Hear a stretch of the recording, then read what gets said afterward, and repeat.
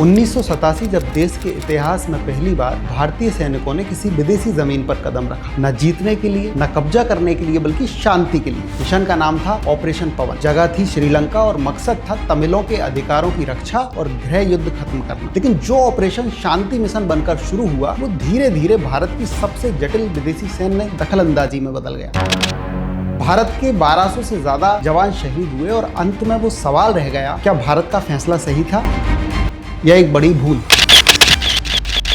इस कहानी की शुरुआत होती है 1950 के दशक में, जब श्रीलंका में सिंगली बहुमत और तमिल अल्पसंख्यकों के बीच में तनाव बढ़ने लगा। 1948 में आज़ादी के बाद श्रीलंका में सिंगली बहुमत ने सत्ता संभाली। धीरे धीरे सरकारी नौकरियां, शिक्षा और राजनीति में तमिलों को दूसरे दर्जे के नागरिक जैसा महसूस कराया जाने लगा। तमिलों की मातृभाषा को मान्यता नहीं मिली, सरकारी पदों में उन्हें नज़रअंदाज किया गया और आर्थिक अवसरों से भी दूर रखा गया। और इसी अन्याय के खिलाफ तमिल युवाओं ने हथियार उठा लिए और संगठन बनाया LTTE यानी liberation tigers of Tamil.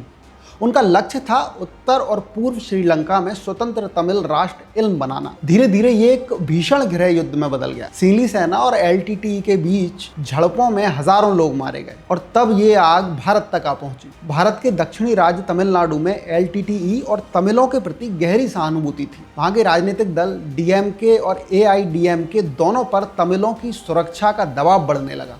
Sri Lanka में बढ़ते हमलों से हजारों तमिल शरणार्थी भारत आने लगे। सिर्फ 1983 में ही लगभग 1 लाख से ज्यादा शरणार्थी तमिलनाडु पहुंच गए। प्रधानमंत्री राजीव गांधी के सामने अब 3 चुनौतियां थीं: मानवीय संकट, क्षेत्रीय अस्थिरता और दक्षिण भारत में राजनीतिक दबाव।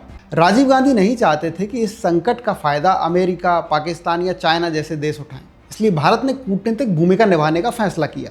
29 जुलाई 1987 को भारत और श्रीलंका के बीच इंडो श्रीलंका एकॉर्ड पर हस्ताक्षर हुए।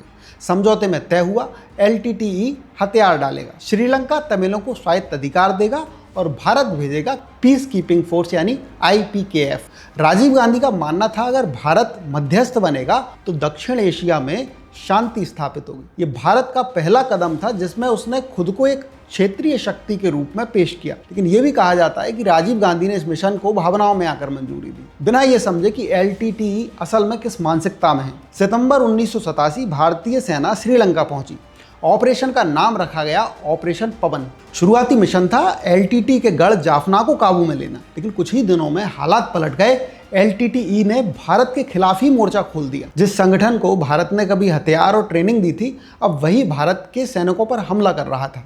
LTTE के नेताओं ने भारत की कूटनीति को तमिल हितों के खिलाफ माना। भारत ने LTTE को हटाने और जाफना में नियंत्रण स्थापित करने की कोशिश की, जिससे LTTE को ऐसा लगा कि भारत ने उन्हें धोखा दिया है। जाफना की गलियों में स्नाइपर, बम और गोरिल्ला हमले हुए। सेना को पता था कि ये मिशन अब शांति नहीं युद्ध बन चुका है। जाफना यूनिवर्सिटी परिसर LTTE का मजबूत अड्डा था। भारतीय सेना ने इसे घेर लिया। कई दिनों तक गोलीबारी चली। सेना ने बहादुरी दिखाई, लेकिन LTTE की गोरिल्ला रणनीति ने IPKF को भारी नुकसान पहुंचाया। 3 सालों में हमारे 1200 भारतीय जवान शहीद हुए और 3000 से ज्यादा घायल हुए। LTTE को नुकसान हुआ लेकिन खत्म नहीं हुआ। भारत ने महसूस किया ये जंग ना हमारी है न हमारी ज़मीन की है, लेकिन अब हमें पीछे हटना भी आसान नहीं था।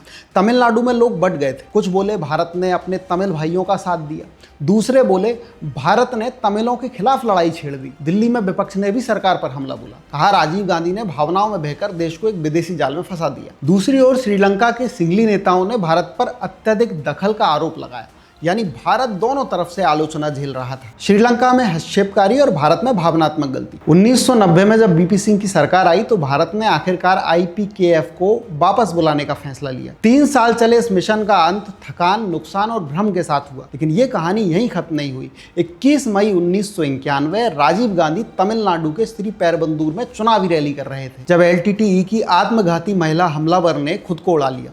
राजीव गांधी की मौत ने ऑपरेशन पवन की दर्दनाक याद को हमेशा के लिए भारत के दिल में दर्ज कर दिया। राजनीतिक विशेषज्ञ कहते हैं इरादा सही था लेकिन क्रियान्वयन गलत था। भारत ने एक दूसरे देश में शांति का सपना देखा, पर वहां की राजनीति की गहराई नहीं समझी। ऑपरेशन पवन सिर्फ एक सैन्य मिशन नहीं था, ये भारत की विदेश नीति का टर्निंग पॉइंट था। इसने सिखाया शांति भेजना आसान है, पर उसे बनाए रखना सबसे कठिन। आज भारत जब भी किसी अंतर्राष्ट्रीय संकट में मध्यस्थता की बात करता है तो याद करता है ऑपरेशन पवन। अगर आप भी इतिहास के ऐसे भूले हुए अध्यायों को सच्चाई और संवेदना के साथ जानना चाहते हैं तो इस वीडियो को लाइक करें, शेयर करें और चैनल को सब्सक्राइब जरूर करें।